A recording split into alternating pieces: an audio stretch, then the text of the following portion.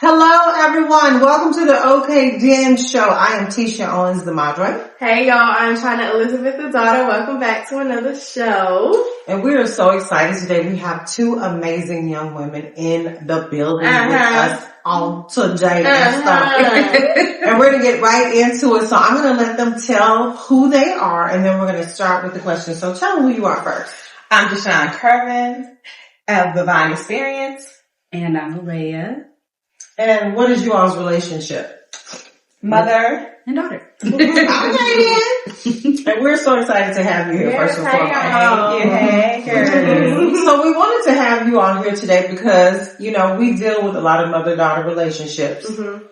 So we wanted to kind of find out a little bit about you first. So tell us somewhat about what you do, and then we're going to get into what Alea does as well. So tell us about you first. Okay, I am a hairstylist for over 30 years. Okay. And celebrity hairstylist. I hate to say it, but yeah, I'm a celebrity hairstylist. Born and raised in Fort Worth. Lived in Arlington most of my life. And a stylist out here, but in 2021 I started doing here in LA, and that's where I got my celebrity stylist and been working out there and back and forth for the last 3.5 years. Awesome. And I also have an event company called Divine Experience where I do large and small events, corporate, weddings, galas, different things like that. A lot of nonprofits. I have a couple of events coming up this year that Titia's helped with me last year. And, but that's what I do. I do, big and small, it doesn't matter, the size, but that's what my specialty is, color and shortcuts in, hair and anything color and fabulous for, your events. Okay. Awesome. Now, baby girl, tell us about you. Looking out beautiful over there. My name is Alea, but a lot of people call me Pie, so most people will probably recognize me from that. I like that. It's been a journey, but I like all things creative. So singing, songwriting, music is more so my medium. Mm-hmm. But I also like the food industry. So I've kind of any type of service you can think of, from hotels to food and beverage, I've done. I like seeing the passion of the chefs and those kind of things. And just in general, our family raising on that. Being from Texas, you want good food. Yeah. You want a good experience. You want to try new things when you go out of town. So I also really like doing that. Kind of where I am right now. Yeah, we're kind of like family. All the things. That is so wonderful. So would you say, I'm going to call you Pie. Okay, so Pie, would you say your mom has had a huge influence on why you do the things that you do? Oh, for sure. Yeah. So tell us how and why. I just think in general, our family's very close. We have a very big family. But my mom and my dad are both entrepreneurs. So that made me want to do things on my own. But just in the space of getting to where I've gone and where I am now, they're very big on, standing up for yourself and speaking for yourself. And when you're in the service industry and those kind of things, you could kind of wrapped up in the boys club. So I think for sure, I always joke and say that I'm only scared of two things, and that's God and my mom. Okay. And that really gets me far because people are like, oh, okay, so I have to come correct when I'm speaking to you, or I need to listen to what you're going to say. And I would definitely say my voice probably. That's tone. Yeah, for sure. Let us know how to play with basically. I love it. That definitely probably comes from her. Yeah, and I think how I express myself, I think when we were younger, up until us growing up, made it very easy for us to express ourselves. So I do it in my hair, I do it with my nails. And your nails are cute, honey. They are. So yeah. Okay. So you tell me, raising her, what was that like? Oh. Okay, so she's different all her life. Okay. So I'll give it brief with little snips of each part. Okay. So when she first was born, she was sickly. So the first 3 months, I was in the hospital the first 3 months where she didn't eat really at all. Okay. So she had failure to thrive. So she lost weight. So she came in at 8 pounds, but by the time she had lost down to 7 pounds within a month. So that first 3 months was hell. With her, and then she finally got better. All of a sudden, that the whole Holy Spirit, my mom prayed for her, and her best friend prayed for her and gave her some castor oil, the blessed oil they prayed over, and she was better ever since. And then she started walking at 3 months old. Started jumping out the walker and crawling and doing all the stuff. Pushing was bad. She was different. She didn't do, she talked a lot, because on my first child was more quiet and demure. And Leia was boisterous, she got to I was the middle child. Yes. She liked to jump off the tall bed or whatever she was doing, and so she was always that. She turned cartwheels all the time. She was one of those people. I relate. I relate. Yeah, she was a songwriter now, but it started off where she used to write stories. So she would tell those stories, but it would be big lies. So I would have to call and ask. Imagination. Yes, I would have to call because it sounded so real that she said. So I would call my mom. She said that did not happen. And I said, you don't have to tell me when there's stories. And she kept doing that. And so I started trying to make her write books. And then she didn't want to write no more. Then she decided to start, then she started writing songs, the whole songs. And at a young age, I saw her creative side. So I tried my grandmother and my grandmother on my dad's side and my mom really taught me how to, try to nourish whatever that gift is and don't try to break it, some of the stuff in it. So I try my best with all of them to try to nourish that. Sometimes I'm a little forceful, but she was writing and everything. So I tried to find her a mentor, did all the things for her when she decided to sing. Because, I came from a singing background too. So I was like, let's figure that out. Yeah. And that's how she got into doing that. And I pushed her. She did her first debut on her album.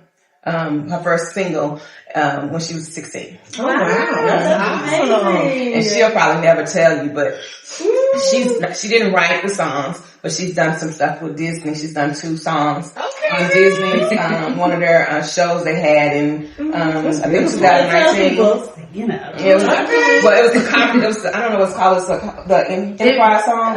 It basically was like their, kind of like in general, like when you're like sending a demo. So I had friends who were just looking for somebody to sing on some things to send a demo in so they could see if the song could be used. But they end up not wanting to use, I guess, whoever was going to sing the song and just went with the original that we sent them. Oh, wow. So it stayed on there and it ended up being like the theme song, and then they brought for the show, and then they brought up another one for us to for the finale. Yeah. Wow. That's awesome. Girl, they not doing it right. And it actually looked like it was going to end up being some other stuff, but because of the pandemic happened all that stuff kind of shot down. So. That's what happens too. COVID changed so much for so many people. And so let's talk about that. During that season, during COVID with you all, like a lot of times with those relationships, with mother-daughter relationships, with family during COVID, there were either some great bonds happening or sometimes a lot of separation, depending on how close you were or how distant you were in space. So with you all, tell me about that relationship during that season. I think it was a little bit of both. Yeah. Because I was living in LA, so I only moved back to Texas within this last year that we had, but all your kids were in LA for the most part. Also, we had kind of a little thing. Her dad was really sick, almost sick unto death. Oh, wow. So I was under a lot of stress because he couldn't go to work. It got so bad, and they didn't know what was wrong. And it was after the COVID. He wasn't sick from COVID. It was after he had COVID. The stuff afterwards, getting immune disease, sarcoidosis, but we didn't know what it was for a long time. So I had to, because she was you working at that time? No, I think that was like right around the time where officially, like the very beginning. When the very beginning, everything shut down. I feel like we were all kind of like trying to figure out what was going on. She came, because my oldest daughter was a personal assistant at the time for coming. So she couldn't personally come for a long time. So she came and gave me a brace because he wasn't even able to sleep. Wow. So at that time, so I think we kind of got a little close because she was protecting me, when we was going through that time, because it was really scary. Mm-hmm. Yeah. And then after that, I think. Yeah. But I think that just like us being separate also, when he got better and we were still going through like, I guess the second phase of like COVID when everything was shut down, then it was like where they got to visit more. So it was like, okay, well, we have the time, so let's use that time. We're all separate. We can't like travel as much as we'd like, but we can use that opportunity instead of like vacations. You guys got to take a break. Yeah, it was taking them 25-hour flights. Yeah, for sure. Well, nobody on the plane. It was us. For sure. Yeah, so That's awesome. definitely made it where beginning we were separate, but then it made it really easy for us to kind of like, well, let's use this time to like see family as much as possible. So that was really good. That's awesome. Yes, that was a good time for us. And then at that time she had got her own place with her roommate, and that's how I was able to start going there and transporting. Literally moved to LA and then COVID happened. Like I think I had like 3 months where we were like working. We were like trying to decorate the house and then everything shut down. Wow. So LA was shut down for real. Like Texas wasn't tight. bad. No. It almost made it seem like everything was like that. So when I went back home, I was like, right. What? We got people outside. Right. Yeah, because when I first started visiting, they was doing hair and nails and everything on the sidewalks. Wow. Everything was on the sidewalks. Nothing was. That's interesting. Yes. So like the streets were clear. For those people out there who's in LA, that was a really tough time, but it was a golden time. There was no traffic. You could get to where you needed to go. Yeah. That was That's different. Yeah. It's like to find the things that you feel blessed about too. Like, there's no traffic. Yeah. Even like the parks, the people is in the park, but they weren't like out there like they used to be. So we just got to go to tennis courts. Yeah. We have to wait for them. Oh, wow. I would say like COVID, that's our closeness, because my sister also lived like 10 minutes from us. So we would literally like, we'd all be like, okay, we're in quarantine for a week so we can all meet up together. And then we'd meet up together and we had the most fun. Like we made music videos, we made TV shows. They have a DJ do Yeah, we started DJing during that time. You would come to visit and we would have like a whole itinerary of like, let's go play tennis, and we all changed our names. Like, you were Babs, and I was Viv, and she was Brittany, and my little brother was Chad, and we literally would dress all up and go to the had our tennis outfits on. Everything was everything. We were like, okay, next we're gonna go to the golf course, and it was just a whole just like finding stuff. Yeah, it was just like it made it really easy to be like creative in other ways that you're not used to. That's so good to hear. I love that. Because you just don't know how people are functioning during that time. Because it was it was so different. The experiences were different. So it's like, what do we do? Yeah, we've never been here before, you know? That's true. It's really true. So tell me about your journey with doing hair. What got you into that in the first place? I think I've always done hair.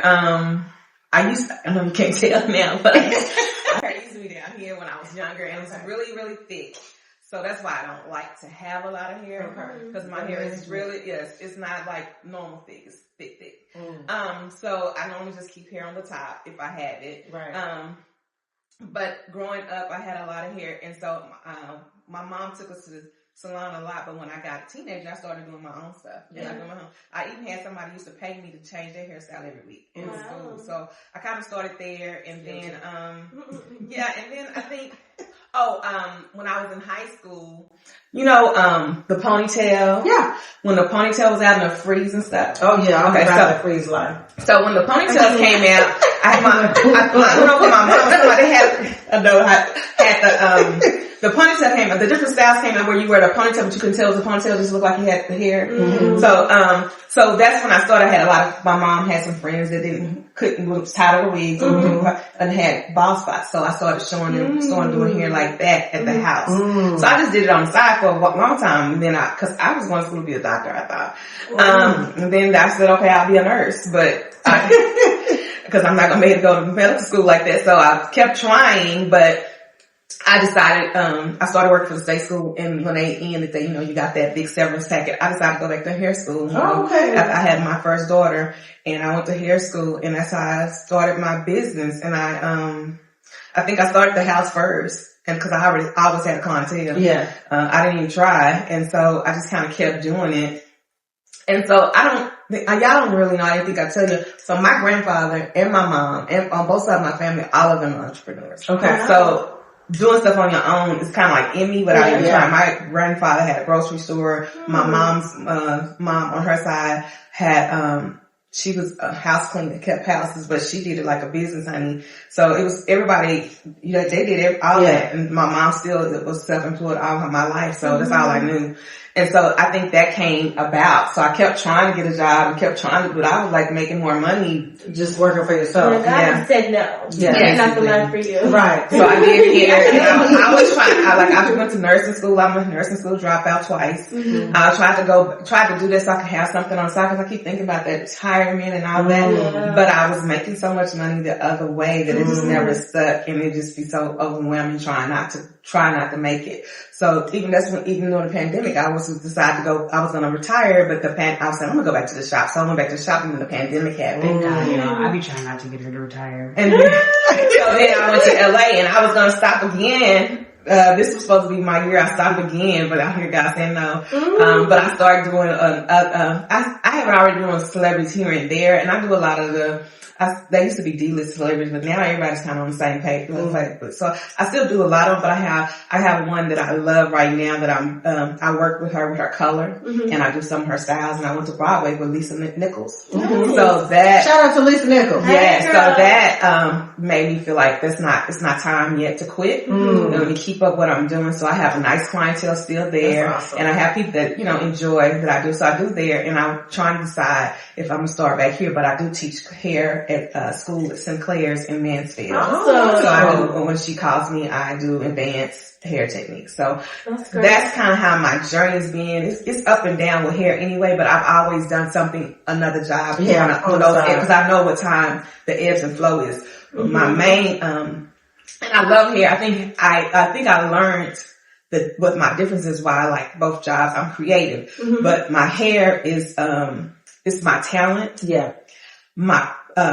I have a yearning for the events. So it's different. I've seen you act up too. Yeah. So you put your foot in them. Yeah. So events is something I think it's like more passion. There's more of my passion. Yeah. And I think I'm just skilled to do hair. Yeah. Well, that's you can be more creative with the events too, playing with colors and different themes and all the different things. And she does all that, Chyna. Yeah. And so my goal is now to, I think my goal is now to not just depend on other people to call me and start having my own event. So I have them to come in. It's just to me, it's so much work when you're the person that's doing it. Yeah. And doing it. Yeah. So, but now I have a team behind me. So I have my daughters coming in on board and working with me. So I think it's going to be. Well, I've seen you do your good work, honey. Thank you. Very talented. Do you have a social media handle that the people? I'm working, so I do have it, but don't look at today, look at tomorrow. Tomorrow to be ready. But Shun Couture is my personal one, and Divine Experience LLC is mine. And that's on Facebook and on Instagram. Okay, that would be in a bio. Yeah. I mean, it's Shun for Couture. SHUN. Okay. The number 4 Couture. Okay, cool.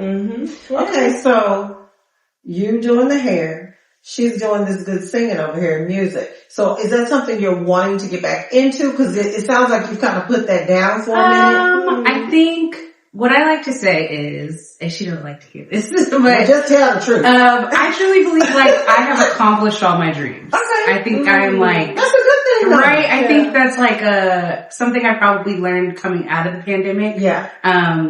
During the pandemic, like you said, it was tough for everybody. That was probably the hardest time in my life. Okay. For me, like mentally, like I am someone who's always like, go. Learn that from you, and Dad. So I think just there was like, okay, what's next? And I started my own company. I did, Pie & Co., which is basically a assisting, kind of company. And I kind of transitioned it into now doing more consulting and training. And it wasn't that I stopped doing music, but I don't enjoy doing it for myself. So what do you prefer doing it when it comes to music? Like, explain it. I would say like behind the scenes, like I would love to like write for people, or even like voice acting. I think my character personally is I don't really care for like the limelight. Got it. Don't really care if you're famous. Yeah. I don't really care about a red carpet. And just like where the music industry is going, it just, or where it's been, it's just not,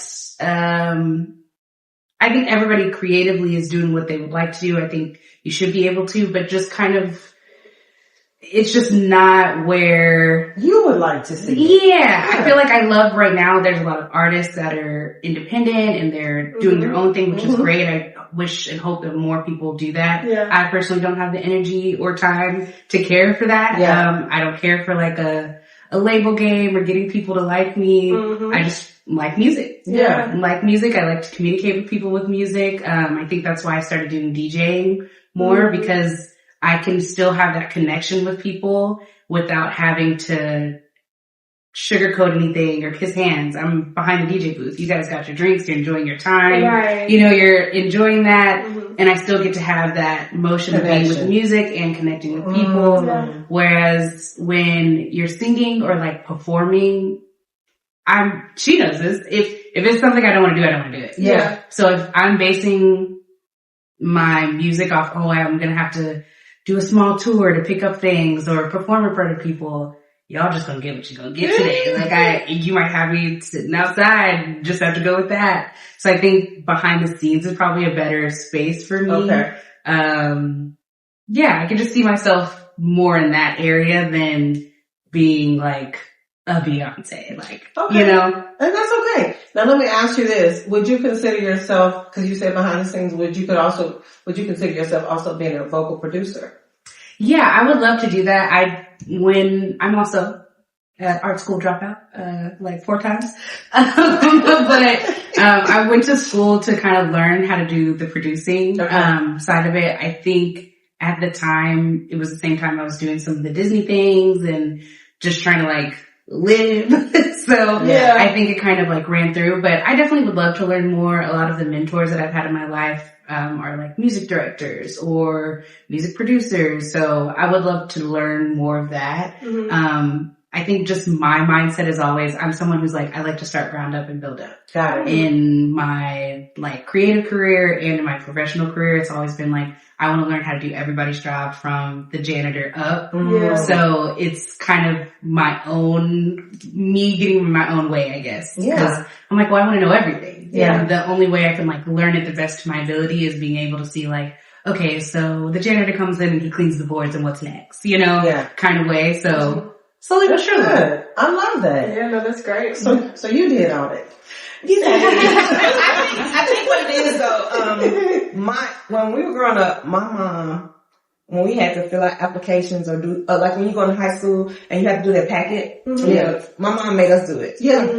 But we did it because for her, and she felt inadequate, but she had us do it. So I had my kids do that kind of stuff. They had to do all their own clerical stuff when they was going to school, and I made them start it early, like in 6th, 7th grade. And I think that's kind of, and then I worked at salon, so they answered the phones. Back when we had landlines. So the receptionist for me. So they answered the phones. They got the drinks for so I think, I tell my clients a lot of times when we're talking about, both my girls have been personal assistants for celebrities and or executive managers. So I believe the reason why is because they was my personal assistant first. Literally. And my moms, they've done it for my mom. My sister had a daycare, they've done it, they worked for the whole family. Wow. So it's like they've always had that experience. And they were the only kids for a while in my family. That's true. We are the oldest kids and everybody calls them. And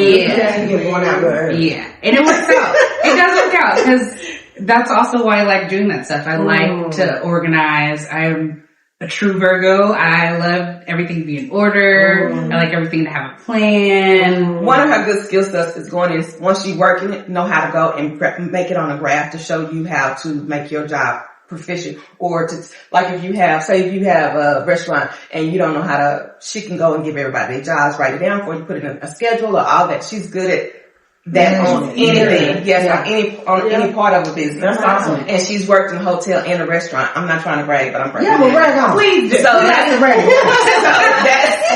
one of her good skill sets. And I just believe all my kids have that. My son he's defiant because he don't want to do none of it, but he has it too. I think they all had to work. You know, that's when I had started the business. They put the chair covers on, they set the stuff up, you know, and I bring your friends. How much y'all want to go to the movies? Yeah, I drop y'all off. Right. So, you know. She knows all of it. Shout out to the old crew who used to help mom do all this stuff for every generation, I guess. But I'm so glad you all are saying that because, you know, sometimes I think my kids feel like they were the only ones that had to do that because a lot of their friends may not have had those experiences. So to hear you saying it and hearing you saying it as a mother and then your mother too, because my mom is the same way. Okay. She still calls us on a random Saturday. Okay, I need y'all to come over here and decorate this room, put these chairs together, set these tables up. Yeah. So my mom and gave up because I don't want to come home. And she's still that way too. Like I remember being a kid and my grandma doing weddings and I'd be like, oh, how do we know them? And they're like, oh, we don't. We're just like putting on the wedding. I'm like, oh. My mom used to do the events. She said, oh, I think that person, she just really needs somebody to love on her. And she would throw parties for free. Wow. So I told her that was her ministry, but this is my business. Right. Okay. I love it. Yes. That's awesome. Chyna, do you feel like you and Alea or Pie are similar in a lot of areas? For sure. I mean, just being under you, you do everything under the sun, jack of all trades. So me just being right there, learning all of those things, taking all those things in, and I'm a visual learner as well. So it's literally just, if I see you do it, oh, I'm doing it too. Like, we all just taking it all in. So definitely the same thing. Everything you knew how to do, you passed it right on down. And even with the reception stuff, I just thought about when you were working at the church. Yes. Sometimes you would be having us answer calls and stuff, or have somebody coming in, we gotta sit with them, and I'm just like, wait, They we were young. They were training us very young. I'm just like, I'm like, give me a second. I don't know how to spell that. But yeah, literally. I think so too. I was, I can't remember. It was with us one time, cause you know, I grew up, in Fort Worth. So, you know, I grew up with Tam, David, man, and Kirk and all that. And I remember thinking back later on that I've been around a lot of people. My kids were subject to people around people. One day we was touring in the parks. We went to the parks and somebody was having a fit about, that was Cora, right? I wouldn't know who they was talking about at first. She was in Torrance. So I walked in. We was going to get some, look at some. They thought it was Cora? It was Tam. Okay. So she was a man. Yeah, but they were colored. Tam was in the back door, but I walked in and Tamla came in and said, Shun Curvin. And they all came and they started asking her, who was it? Who was she? That's my mom. So I was thinking, it always makes me think, I've always been around people that would end up being big because my kids were going to be around people. So I think that me knowing how to be around those people helped me prepare them to be around the people they need to be around. Yeah, that's true. That's true. Similar people. Yeah. Period. I'm like really big on that. I'm like, Girl, are you, as long as you're a good person, if you're not a good person, you could be a millionaire and it wouldn't be anything to me. But if you give me $1 million, it might help to be a better person. I know. I go to California. I've been going to California like 10 years and I haven't rode I want to ride. I said, I've been here and I don't never do any of the stuff that you're supposed to do when you travel. And we always get on there because we're like, girl, you've done more than this. And the salon I work with is right in Hollywood. Now I didn't been at these people. I didn't spend the night with a couple celebrities. But I still want to go and do the stuff. She wants to and they won't do it tour with me. I was like, I gotta do the tour bus. She's like, you have actually been in it. I'm like, it's not the same. They're like, and here's so-and-so house. And you're like, oh yeah, they're upstairs bathroom. They just rebought. Like, you would be able to give the tours. So that's why I'm always like, I'm not getting on this tour bus with you girls. I'm so sorry. But I'm like, I still like the experience of everything. Yeah. That's awesome though. Oh, it is. I think it's balance. Yeah, I guess. Yeah. I think that's because that's why I think my mom, from having us around other people, all types of people. She's one of the persons that made it. She's known in the Metroplex for praying and taking, other people. So it'd be all types of people to come. Yeah. And so I think they prepared me so I can prepare them to be what they need to be. Yeah. And that was my goal. I didn't want them to stay in Texas. If they came back to Texas, it was fine, but I wanted them to leave to go to school somewhere so they could have that experience. And each one of them did. Wow. And they dropped out like their mom, but they did go. I don't think it was, I think it's like I tried. I tried a couple times. I think she was saying. Boy, I tried a couple times. The songwriting teacher told her she told me, you good, girl, like right here. He asked her why she was here. I think he needs to leave Santa Barbara. I was like, wow. Yeah, I went to, yeah, well, more so like that was about its own, but I basically knew I wanted to go to California. I knew I wasn't ready for LA. It just didn't sound like appealing to me, I guess at the time. And I think like one day we were looking up colleges and I found Santa Barbara City College and it was like the best transfer school. So I was like, okay, this is good. And then I can decide where I want to go. I think like the first semester, culture shock obviously, but everybody was very relaxed. There's heels. I was like, why are we walking up hills to get to class? I'm so used to a plane. I'm tired. And I was like late for a class that was like, when everybody's trying to enroll into it and everything. And the teacher was like, yeah, I can't let you in. And I was like, oh no, you're gonna have to let me in. Like, I'm here. I just calm down.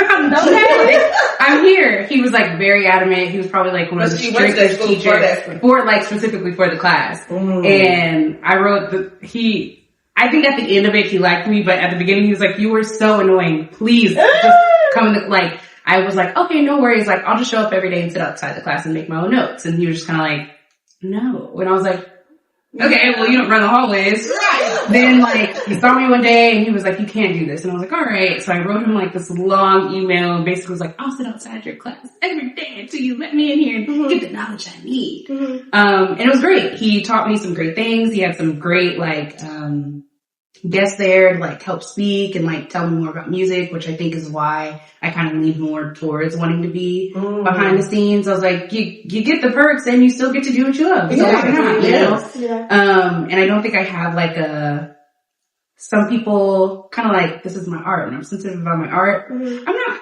Yeah. I feel like it's gonna make its way to somebody. If I don't write it, somebody else is gonna write it. If I don't make it, somebody else will make it. So if it's for someone else, it'll be for someone else. And I think he kind of saw that, and then I started working for Disney, and he was like, you're always going to LA to do this recording. You might as well go do that. And I was like, so wait, you're saying I should leave? And he was like, yeah, make your money, do what you gotta do. And I was like, say less. I walked out. I called my mom and I was like, girl, we ain't paying for tuition next year. Oh God, I was working a full-time job.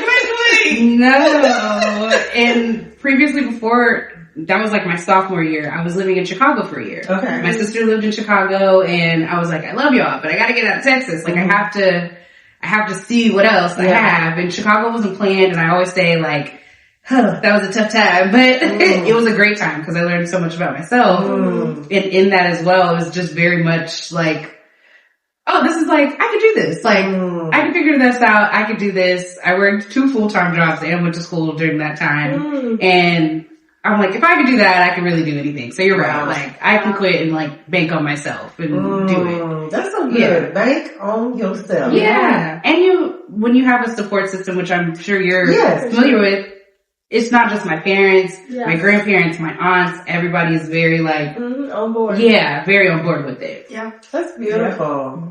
So what would you tell parents as far as raising their children and the processes to helping them get where your babies are? I'm still learning too because I'm bossy. But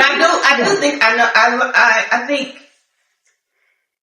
you don't expect something you didn't put in them first of all. I think I see that in a lot of parents that kind of, that I know growing up. That's so good. That they expect at 18 they supposed to have something. My daughter left at 17.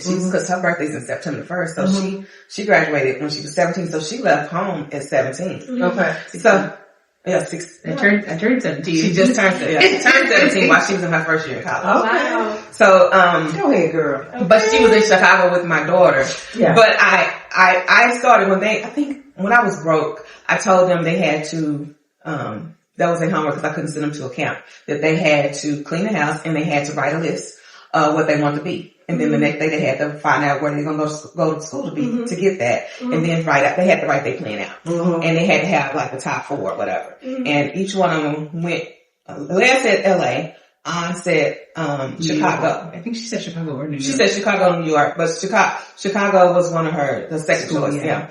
And then my son said, Florida, but he ended up going to San Diego. And so my goal was I was going to live to each one of those places.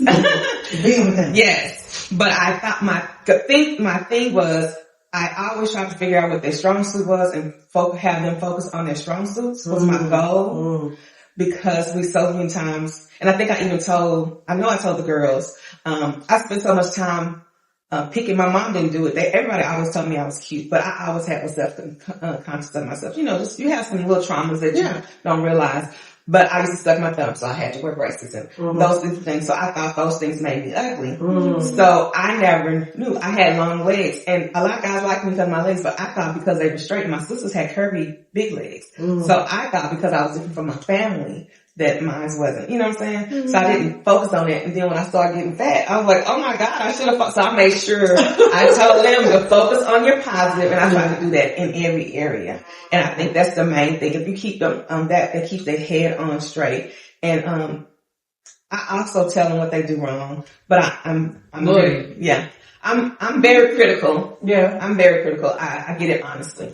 But I also try to make sure I tell you the truth about the good stuff too. And I think that's the main thing. And I always give them, they always can come home. They always can come home. My mom made where I can always come home.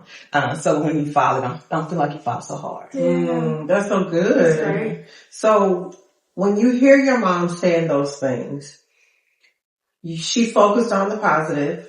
She shared some things with you. Can you remember those experiences? Sure. So kind of share with us what that looked like for you. I would say like one that I probably use all the time, if not like every day, is for sure to like go as far as you want, as far as you can dream of, and you can always come back home. That I think that resonates with like all my siblings.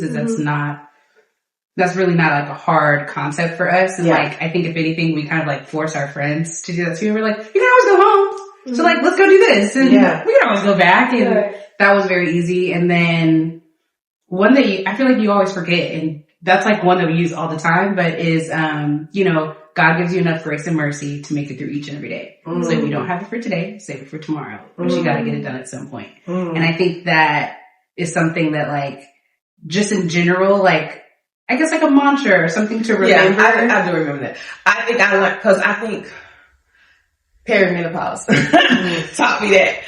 Because I'm one of those people, I don't compete with other people. I compete with what I did yesterday or what I did before. And I make a lot of mistakes. I'm the first. I'm the oldest. So I do stuff different. So you know that, I had a dream a while back. I was really down on myself, and a guy that showed me, I had a dream, and he showed me a forest, and I was knocking down trees. And the reason why the way was so hard is because I'm making a path. Because somebody would come behind me. So then so when I saw that, it made, I've always said it, but it made me see it. And it made me see that if he give you new grace and mercy every morning. Yeah. So if I feel like my grace is ran out, I might just lay down or call the day today and be done and move on and put that on this for tomorrow. And I do say that a lot. Yeah. I don't say it as much. I think a lot of stuff I said growing up because I was talking to them, but I was talking to me because we were struggling. Yeah. We struggled a lot.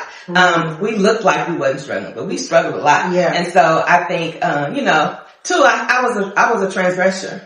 So, a way of transgressor is hard. And I still have transgression in some areas that I'm still struggling in. But I realized when I read the scripture and heard it one day, it's not like I don't know if I heard it, somebody said it, but they explained really what a transgression is. When you do the same thing, expecting a different outcome, that's a transgression. And I didn't realize that what that was. And that's why my way was so hard. And when I learned that, I think I learned more about grace. God give you grace when you're trying to change your transgression. So if that means if he didn't give me no more grace today, excuse my English, if he didn't give it to me, I need to stop. I need to lay it down, call it a quit, don't answer the phone, because I might say something or do something I shouldn't be doing to get out of his grace. But I love that you explained it that way, because I feel like explaining it to friends, like I have friends who use it, grace and mercy, and I'm like, you right, grace and mercy, or even to themselves, they're like, oh, I had to use a little grace and mercy today. And I'm like, yeah, there you go. Because it doesn't just mean for like, if you're struggling, but exactly making mistakes. Like, not just because y'all were my support system, but just in general, like,